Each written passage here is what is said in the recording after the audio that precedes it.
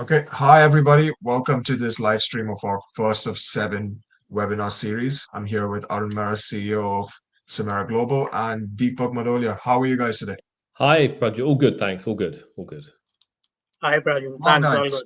sorry to interrupt you guys. Well, in our first of seven webinar series today, the first thing we're going to be going through is, well, as the title you can see, is why UK firms are building their own GCCs in India.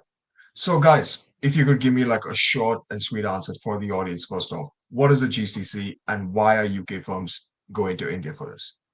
Okay, let me give my kind of tuppence worth. Okay, so hi, I'm Arun, and we only saw just last week. I think Rolls-Royce, a large UK company, announced that they're going to do a GC. They opened up their first GCC in Hyderabad in India. And so, what does that actually mean? So, historically, GCCs, Global Capability Centers, is what it means. Is that they would be allowed they would be their back office effectively. Okay, accounting, HR, the back office type of stuff would be happen. Basic processing work, that type of thing would have been historic. But now what we're seeing is that organizations from the UK and other countries across the world are going to India to not just have their back office, but their whole capability run from there. So you have organizations developing technology, doing engineering designs, you name it. Everything is now happening at some of these GCCs across India.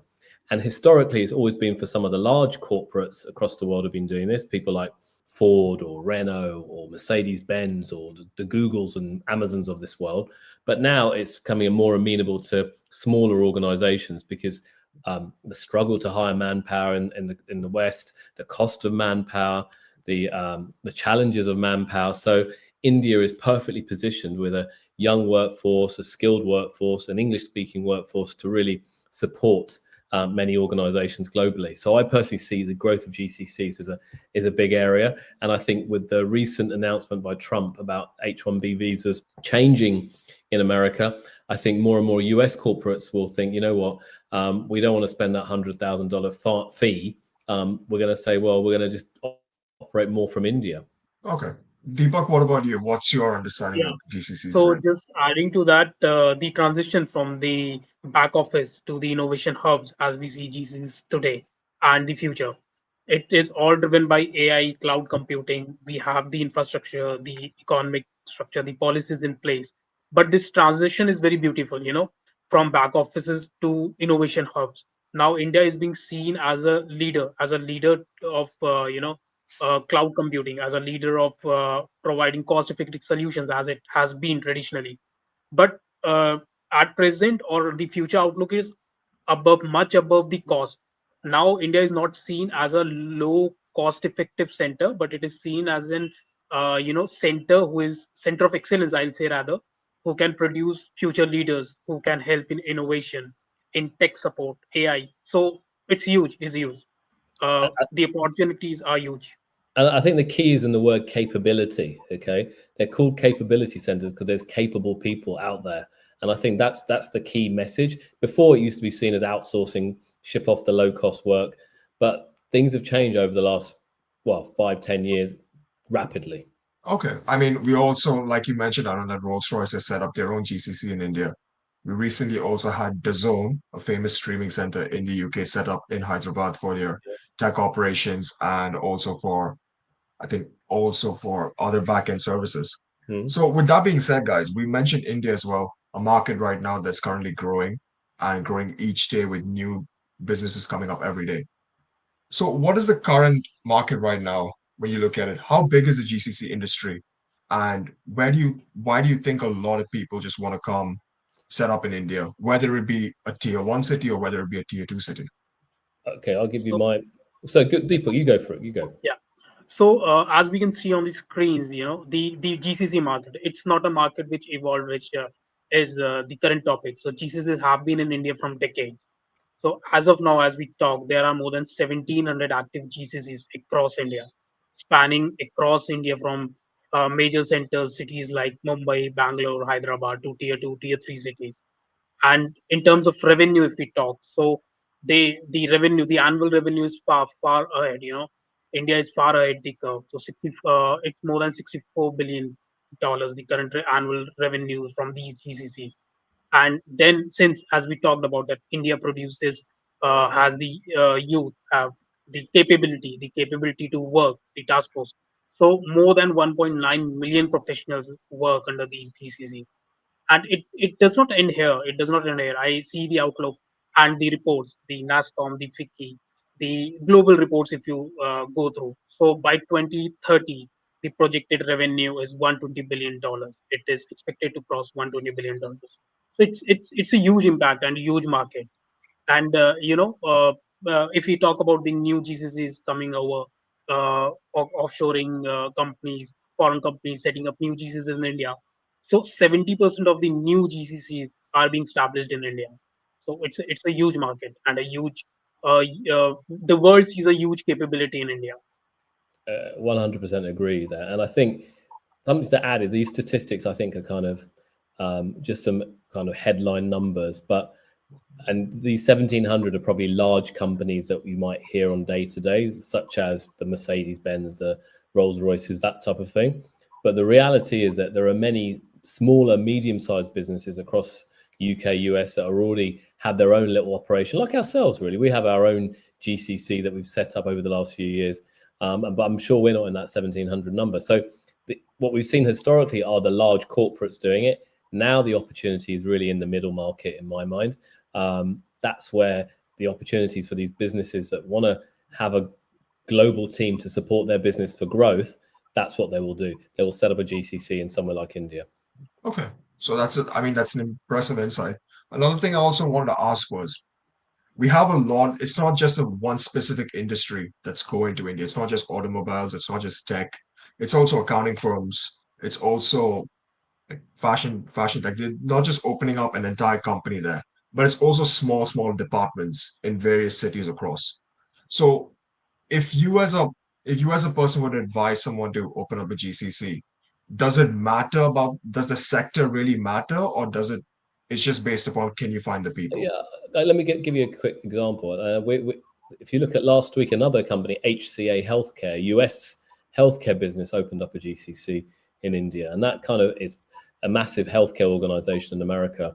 Now they're in the Indian market with their GCC, not operating in India, but having the GCC to support their US business.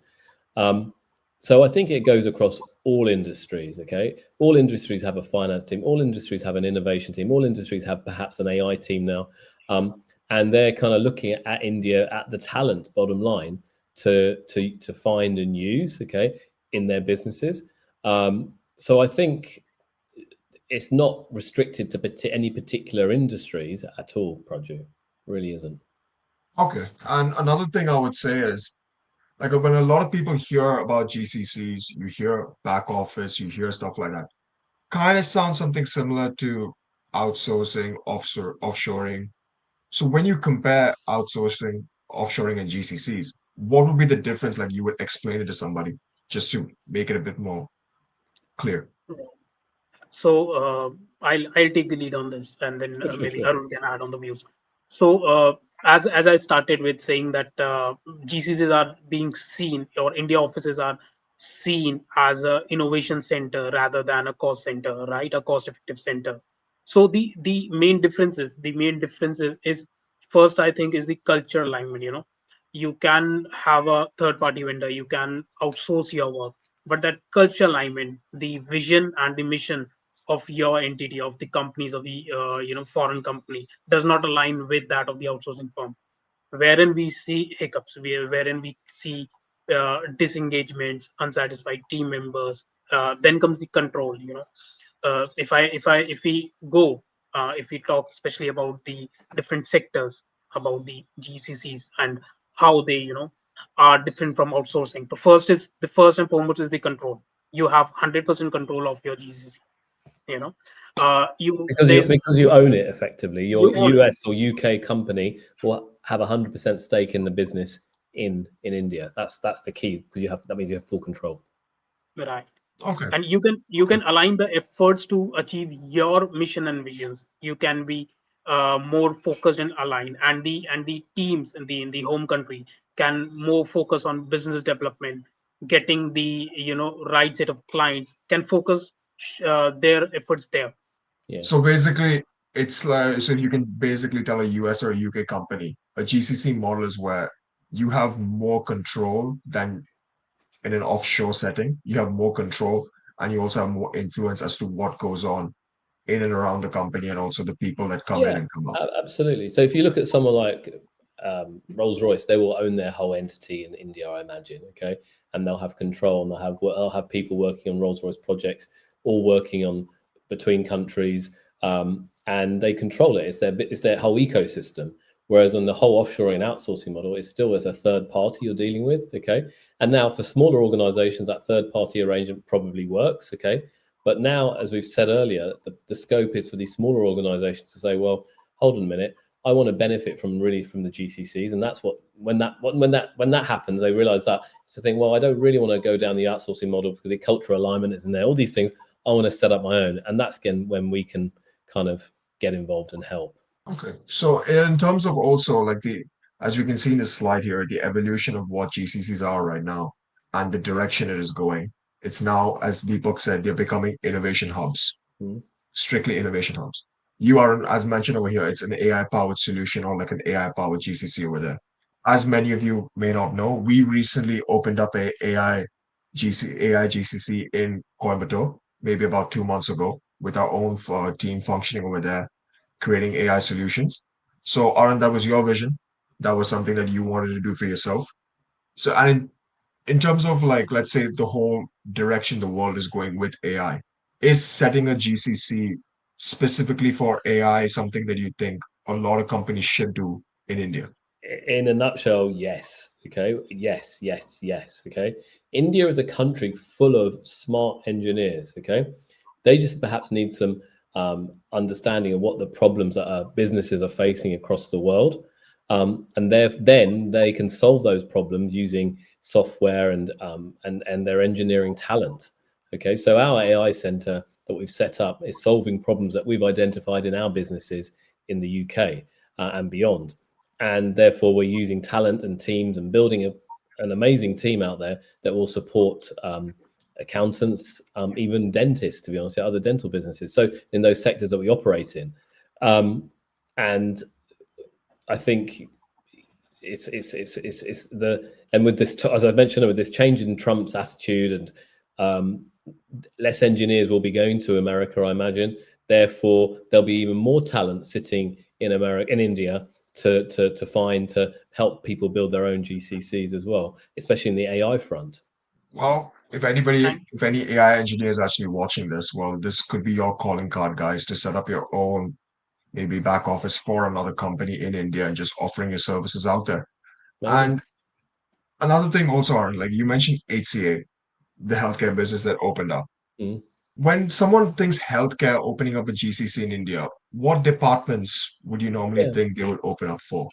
Yeah, so good question. So initially, though, they would I imagine they open up to the back office functions. So things like the accountings, things like the insurance payment processing, things like the billing, things like payment accounts payable, all that type of stuff. But then really they could be looking at developing software tools, technology, all that type of stuff to improve the patient journey, maybe in the US. Um, the sky's the limit, to be honest with you. You could be also running marketing teams out of India, like we do. We have a lot of marketing team members doing video editing, video content writing, you name it. They're all based out of India. So what's stopping anyone else doing that as well? That's the whole point. That's what I'm trying to get across here. It's not just limited to one function, it's across the board. And beyond HCA, it could even be things like they might want to develop, I don't know, hospital designs and that type of thing. That's why not? You've got architects, you've got engineers, you've got everyone in India that are capable. Perhaps they just need to understand some of the rules, but it's possible. I know car companies that are sold, cars that are sold in Europe, in France, Renault, I believe, and they're designed in India.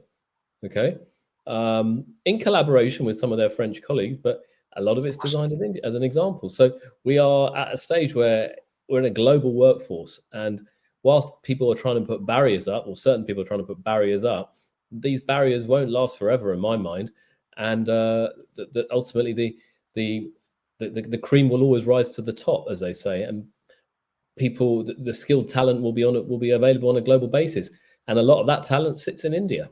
Okay. I mean, And that was actually a great insight.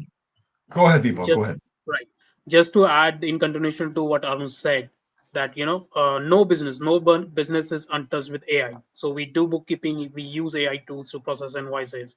We, in fact, nowadays people been using chat gpts to in fact frame their emails, right? To edit ppts, we have gammas, we have various softwares, video editing, everything, we have various so first of all, no business is untouched with AI. And as Arun and you rightly said, that we have our own AI center in Coimbatore, recently opened. We are exploring that. We are exploring opportunities, right? And then comes, of course, we were talking about the skilled mindset. So India produces thousands of STEM engineers every year. So here lies the opportunity. UN Trump, as Arun already mentioned, Trump increasing the H-1B visa. We recently, over the last week, we saw that he's been increasing, and the global market says that why to hire someone and bring him to America? Why not be shift the trend to remote teams? COVID has taught us that the world has been working remotely. So this is the new trend, and I firmly believe that this will have a very huge impact on the emerging GCCs. Well, we'll see by 2030, I guess. We'll have more and more companies coming towards that direction. Yeah. And in terms of how India now remains a premier GCC destination purely because of the skill force that's there, because the amount of people that want opportunities and also with I would say, the amount of resources available. Arun, you started this, let's say, a few years ago when you decided like to open up a couple of departments in India itself, in Delhi, with a couple of teams for accounting, marketing, now AI. What was the vision? Like, what made you think at that time to go in this direction? We'd always worked with various Indian parties historically, okay, and we'd had mixed success, to be honest with you. But I think the challenges of running a firm or businesses in the UK and the industries that we were in, with the talent that was available for the price point, the first step was to go with the view to find great talent at a reasonable price. Okay, but once you get into that market, you then realize, oh my goodness, it's not just this I can do. I can do that. I can do this. This is possible. And suddenly your eyes open up to like, oh my goodness, I didn't know I could get people who could do this. I didn't know I could get people who could do that. So suddenly you're developing and building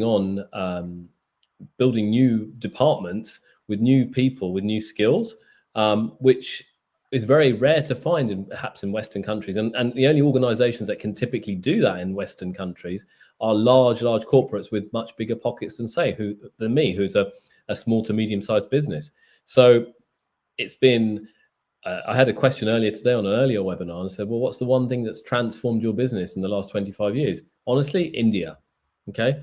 India's transformed it, but not when I just did outsourcing. That was just a temporary step. It's when I immersed myself into India, when we set up our own GCC, and when we have team members dotted in the UK and India, working, and they're all part of one organization. Deepak, anything to add on? No, as rightly Arun said, that outsourcing, the business really topped up when we set up our own GCC in India. Outsourcing can, of course, be a temporary solution. You can have a temporary solution, but if you have the longer vision, if you have the longer sight, I think GCC is the only solution, because then the teams, the people working with you, they have the headquarter and the offshore team or a GCC team.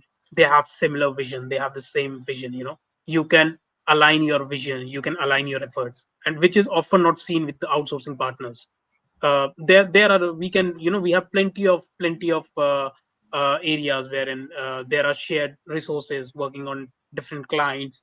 Then there is high iteration, because you can't create the culture is embedded by the outsourcing partner. Yeah. For your teams, you are in full control to create policies. If one is not working, you can modify that, you can modify the policy. So it is in your hands to create that culture, and of course then you can add value to the team members working for you, which is the foremost important thing. Yeah, and you're right. The culture is something that when you're outsourced, you have zero control over that. Whereas now that we have control over our organization across the UK and India, the culture we're trying to set is the same, and that comes from the leadership team. And we try to hold ourselves to a high standard. But if we're working with a third party, we have zero control over that. Company has full control of the culture that's being set. They have full control of what's happening. They have full control of the workforce that's coming in, and they also have full, I would say, freedom to set up anywhere, whether it be a tier one or tier two city. So that's the next thing we have to go into. A lot of people, when they look at GCCs, they're being set up in Bangalore, Chennai, Mumbai, Delhi, all these areas. But now tier two cities are also on the rise. Kochi, Yeah, Coimbatore, all these yeah, places. yeah. So this is where I think where large organizations will go to things where they feel safe. They'll go to Bangalore, they'll go to the Hyderabad, they'll go to the big cities. But I don't think that's the smart move, to be brutally honest with you. I think the smart move is in the smaller cities, the tier two, the tier three cities. Firstly, obviously, costs are lower. There's less attrition, okay, of team members, and you find amazing talent in those places. And we're finding now infrastructure improving in all of those places as well. So I think whilst you might set up your first, what we've seen with some of the large organizations, they set up their first base in one of the big cities, such as Hyderabad or Bangalore. Then they realize, oh my goodness, it's a challenge. Then they start opening up secondary sites in smaller cities like Coimbatore, like Cochin, various places. So, and if a company were to set up a GCC in any of these cities, what's the skill level that, let's say, regardless of the industry, what's the skill level that people should be looking at to set up GCCs in these specific cities? What skill set? Is it AI? Is it Oh, cybersecurity? Is it marketing? Is it HR? Which one Deepak, is it? maybe you'll know better than Yeah. me. So actually, just in continuation to what we discussed earlier, so who are the people working in tier one? They are the people migrating from tier two and tier three cities because they do not have those opportunities in their home states or home cities. So True. if more and more centers are open in GCCs, companies set up centers in tier two, tier three cities, so they will be competing with tier one population because the people are same. The people are same. People people come out from their home cities to study, to work, in search of opportunities, and if the opportunities reach to their home, so why will one leave that? Now, coming to these skill sets, so since working in a globalized environment and working for clients across the globe, UK, US, Norway, Denmark, anywhere. So first of all, of course, you can get a AI engineer, you can get a data scientist who is very proficient in his core field in operation side of things. But the key sets will of course be fluent English speaking, which the Indian youth has, the correct mindset, the attitude, because the skills can be taught, but the mindset, the attitude cannot be taught. So you have to look for that, the correct mindset, the English speaking population, then the AI efficient people, using people being tech savvy, using new tools, and then the hunger, you know, the hunger to grow, the hunger to innovate, the hunger to discuss ideas, to reach at the top. And this is what makes tier 2 and tier 3 cities more attractive. The infra is improving, no doubt. The government is really pushing up, giving different incentives to these tier 2, tier 3 cities for companies setting up GCs there. But then the correct mindset, the tech savvy population, as India is one of the youngest countries in the world, so tech savvy, uh, fluent English speaking, then you have AI driven people, people who have hunger to grow and to succeed. I think these are some of the key skill sets we need to see. So, based on what you guys have said throughout the entire session so far, when someone looks at this and they're like, okay, I'm curious to know how I can set something up like this in India. I'm curious to know what the process is going to take. And based on the transparency of what you guys have been and what the vision could be for my company or for me looking to set up something, what is the process like, and how will we go about this? And what's the duration of actually setting something up like this in India? Okay, so I'll give you very short answers. Deepak is more the man of the expert of the here. But when I set up my own GCC back in a few years back, it took much longer. Okay, because I didn't know what I was doing, but we learned through that process. But because there are legal issues, there's ownership issues. But if you're based overseas, there's director issues. All these things that come, which were kind of all new to me. Okay, but once you overcome all of those things and have a team who can actually support you to address these issues, it's a relatively simple process. It's just having the right people in the right place. When I did it the first time, I didn't have the right people. I was just learning how to do it. But now we've built a team, and we can happily execute on this for other people looking to do this in India. Deepak, maybe you can shed a little bit more light on this. So as Arun rightly said that when the our own GCC was set up, there were hiccups. So back then, if we talk about 22, 23, the infra, the policies were not in so much. They were not simple. They were not so transparent. Now you have dedicated portals for opening GCCs. Many states have come up for them. We have learned from the process, as we have uh, you know wet our own hands opening our own GCC. So now Yeah. we are experienced, taking the time frame, as you were very precise on the time frame. So we start, the process is pretty simple. We start with a feasibility, the call. First we have the consultation call, we understand the requirements, then we go for the feasibility study, whether operating or scaling, operating your own GCC would be cost effective, beneficial in the long term for the organization or not. Then comes the part wherein we give a blueprint of the process, what services you want to onboard, what is your vision to open your GCC, what are the requirements, what core of skill sets you'll need, the people. Typically, the whole transition takes around 90 days or 3 months, and we divide it into three parts. First is 0 to 30, wherein we do the feasibility study, the groundwork, do these, maybe the site selection, the infra, the people, the leadership hiring. Then we move on to the second trench, wherein we shape what is on the papers. We give your entity a name. We give your entity a legal incorporation. The most used legal entity in India is private limited company. So we form 100% owned subsidiary of your foreign company in India. And then comes appointing your directors, supporting you to obtain different registrations, etc. The last trench, since we'll be talking in detail in coming webinars about each step in depth, so this is just a quick summary. The last stretch, which is around 60 to 90 days, we aim to go live, aim to hire processes, we aim to go live. We also provide support in terms of policy drafting, in terms of cultural alignments. The HQ team in UK or US can have different mindsets. So we try to align, we host activities, we do corporate activities, we help and train the team here to align with the headquarter team. And then from 60 to 90 is also a period wherein we can assess the initial, we call it the initial assessment period, wherein you can assess the effects, and you see the results, you get to see the results. So I Yeah. think 90 is the Yeah, whole 90 days is our target date to get something set up. Obviously, there may be variables at play here, but it's a realistic target.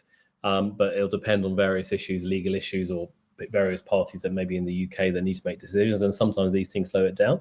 But I think a 90-day window is a reasonable amount of time to get it off the ground. So in 90 days, guys, you could probably have a department set up in India, or could be an entirely new company. That is also possible. So with that being said, thank you for both of you for your clarity and your time for explaining to the public about what a GCC is and what the next wave is going to be. For more information, guys, for anybody who watches this later on or who is watching this right now, if you can head to samaraglobal.com/ global capability centers for accountants. We have set up a guide that shows you the 90-day process of which it takes to build up a GCC. Basically, what Deepak and Arun have just said. And it's free to download. Nothing further will be asked, but have a look at it. And to our future clients, we're right here. We're not going anywhere. And we're willing to help you scale if you just give us the time. 90 days is all we ask for. Thank you. Thank you, Raju. Thank you, Prajit.